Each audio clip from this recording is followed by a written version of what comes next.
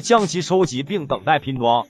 现在他们开始着手加工下一个部件。工人在2块木板上开出适当的槽口，这是一个可活动的槽门，它不仅是蜜蜂出入的地方，同时也是防止老鼠之类入侵者的有效设计，还能一定程度上保证潮温的均衡。接着给2块木板的边缘切割出榫槽接头，把它们拼在一起，就能形成一个大面积的拼接板。拼接板是箱子的底部或盖子的主要部件，随后再将1块木板边缘切成45度的斜角，这个部件将会成为密封的着陆板。把一片钢板切成适当的长度，将它的边缘插入模具进行弯曲，形成一个封箱的盖子。